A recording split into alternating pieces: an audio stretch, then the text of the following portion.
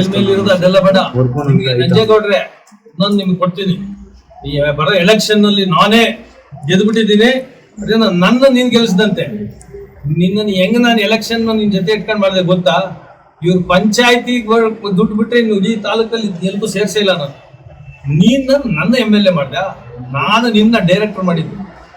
ನನ್ನ ಚಪ್ಪಲಿಯಲ್ಲಿ ನಾನು ಹೊಡ್ಕೋಬೇಕು ಇವತ್ತು. ಇಷ್ಟಕ್ಕೂ ಕಾರಣ ನಾನೇ. ನಿನ್ನ ಹಾಲ್ ಕುಡಿಯಕ್ ಬಿಟ್ಟಿದ್ದೆ ನಾನು ಫಸ್ಟ್ ಹೋಗಿ. ಅವತ್ತು ಎಲ್ಲಾರು ಹೇಳಿದ್ರು ಬೇಡ ಬೇಡ, ನಂಜೇಗೌಡ ಸರಿಲ್ಲ, ಒಂದು ವಿಷ ಹಾವಿದ್ದಂಗೆ ಓದ್ ಕಡೆ ಎಲ್ಲ ಗಲಿ ತಿಂತಾನೆ ಅಂತ ಹೇಳಿದ್ರು. ಎಲ್ಲ ಲೀಡರ್ಸ್ ಹೇಳಿದ್ರು. ನಾನು ಹೇಳದ್ ನನ್ನ ಜೊತೆಲಿ ಇದ್ದವನು ಕೇಳ್ಕೊಂತವನೆ ಅಂತ ಮೋಸ ಮಾಡ್ಬಾರ್ದು ಅಂತ ಮಾಡಿದ್ರು.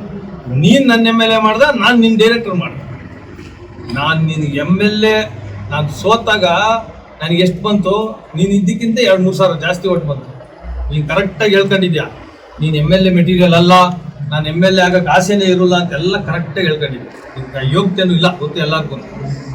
ನೀನು MLA ಆಗಕ್ಕೆ ಕಾರಣ KH ಮುನಿಯಪ್ಪನವ್ರನ್ನ ಪಾದ ತೊಳೆದು ನೀರು ಕುಡಿಯೋದು ಹೋಗಿ, ಅವರಿಂದ ನೀನು ಆಗಿರೋದು.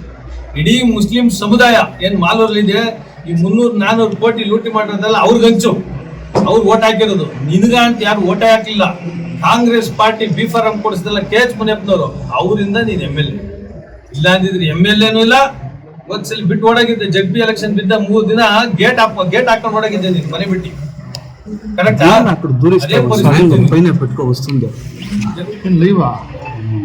ಅದೇ ಪರಿಸ್ಥಿತಿ. ಸುಮ್ಮನೆ ನಾನ್ ಮಾಡಿದೆ ಅಂತ ಹೇಳ್ತಾ ಇದ್ರೆ ಪ್ರತಿಸಲಿ ಬಂದು ಉಗಿಬೇಕಾಗ್ತದೆ ಅಂತ ಸಂಬಂಧ ಇಲ್ಲ. ನೀನ್ ಜೈಕಾರಲಿಕ್ಕೆ ನನ್ನ ಜೊತೆ ಓಡಾಡ್ತಾ ಇದ್ದಿದ್ ನಿಜ. ನಮ್ಮ ಹುಡುಗ ಅಂತ ಹೇಳ್ಬೇಕಾಗ್ತದೆ. ಆಮೇಲೆ ನಮ್ಮ ಹುಡುಗ ಎಲ್ಲ MLA ಆಗೇನೆ ಅಂತ ಹೇಳ್ಬೇಕಾಗ್ತದೆ. ನನ್ನ ಜೊತೆ ಜೈಕಾರಲಿಕ್ಕೆ ಓಡಾಡ್ತ ನಂಗೆ ವಯಸ್ಸಾಗೈತೆ, ಗೌರವ ಕೊಡ್ಬೇಕು. ಬೇಡ ಬೇಡ ಅಂತ ಎಷ್ಟು ತಡಿಯೋಣ? 7 ವರ್ಷ ಸರ್. ಅದ್ MLA ಆದಾಗಿದ್ದು 7 ವರ್ಷ. ಒಂದು ದಿನ ನಂಜೇಗೌಡ್ರೆ ಅಂತ ಪ್ರೆಸ್ ಮೀಟ್ ಮಾಡೋದಲ್ಲ ನಾನು. ಒಂದು ದಿನ ದುರಂಕಾರ. ಅದೇ ಈ ಕದ್ದಿರೋ ದುಡ್ಡು, ಅಂಬವ ಮದ ಬಂದು ಈಗ ಮಾತಾಡೋದು. ನಿಮ್ಮಲ್ಲಿ ಈ ಇದ್ರದ್ದು ಹೇಳೋರು ಯಾರ್ದು ಅಗಲ್ಕೋಟೆದು ಇವಾಗ ಬಂದ್ಬಿಟ್ಟೈತಂತೆ. ಇವಾಗ ಗೊತ್ತಾಯ್ತಂತೆ. ಇಷ್ಟು ದಿನ ಗೊತ್ತಾಗಿಲ್ಲ. ಟೈಟ್ ಆಯ್ತು. ಕೃಷ್ಣ ಬೈರೇಗೌಡ್ರೆ ಕಡೆ ಎತ್ಕೊಂಡಿರ್ಬೇಕು. ನನ್ನ ಹೆಸರು ಹಾಳು ಮಾಡಿ ತತ್ತಾ ಇದ್ದಾನೆ ನನ್ನ ತಲೆಗೆ ಅಂತ ಹೇಳಿರ್ಬೇಕು. ಅದಕ್ಕಿವಾಗ ಈಗ ಅದು ಹೌದು ಮಾಡೋಣ, ಅಲ್ಲಿ ಸ್ಕೂಲ್ ಕಟ್ಟೋಣ. ಏನ್ ಸ್ಕೂಲ್ ಕಟ್ತೀನಿ? ಸ್ಕೂಲ್ ಅಲ್ಲ, ಏನು ಕಟ್ಟಲ್ಲ. 240 ಎಕರೆ ಉಳಿಸ್ತೀನಿ. ಈಗ 51 ಎಕರೆ ಅಲ್ಲ, 250 ಎಕರೆ 60 ಎಕರೆ ಏನಿದೆ ಅಷ್ಟು ಫ್ರಾಡ್ ಅದು. ಅದನ್ನೆಲ್ಲ ಉಳಿಸ್ತೀವಿ.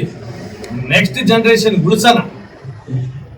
ಅಗಲಕೋಟೆ ಜಮೀನು ಈಗ ನೀವು ಕೇಳಬೇಕು, ಕೇಳಲ್ಲ ನೀವು. 200 ಇಷ್ಟು ದಿನ ಏನ್ ಮಾಡಿ ಅಂದ್ರೆ ಲೆಟರ್ ಬರ್ದಿರೋದಂತ. ಆ ಲೆಟರ್ ಯಾರು?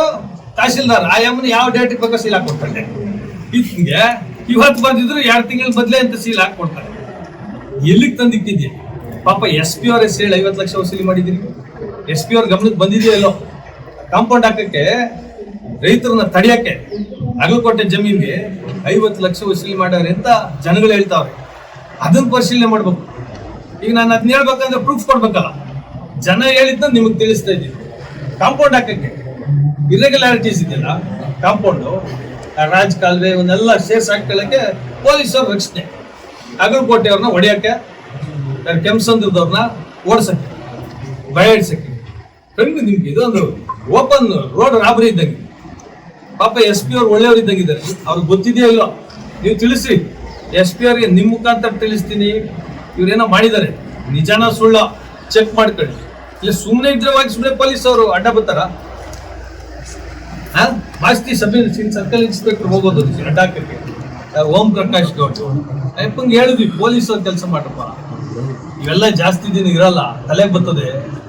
ಏನೋ ಅವ್ರ ಸಣ್ಣ ಪಣ್ಣ ಕೆಲಸ ಮಾಡ್ಕೊಂಡು ದಿನಾ ಮನೆಗೆ ತೊಳೆಯಕ್ ಹೋಗ್ಬಿಟ್ರಿ ಹೆಂಗೆ?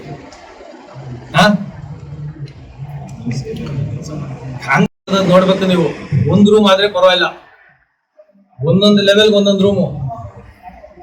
ಹೇಳಿದ್ರೆ ಇನ್ನು ಬೇರೆ ತರ ಆಗ್ತದೆ, ಅಷ್ಟೈತೆ. ನೀವೇನಾರ ಆಫ್ ದ ರೆಕಾರ್ಡ್ ಯಾರು ಕೂತ್ಕೊಂಡ್ರೆ ಕೂಲಂಕುಷವಾಗಿ ಹೇಳ್ಬಿಡ್ತೀವಿ. ತಹಶೀಲ್ದಾರ್ ಬಂದ್ಮೇಲೆ ಭ್ರಷ್ಟಾಚಾರ ಆರೋಪ ಜಾಸ್ತಿ ಆಗಿದೆ. ಆನ್ ದ ರೆಕಾರ್ಡ್ ಹೇಳಕ್ಕೂ ಆಗಲ್ಲ.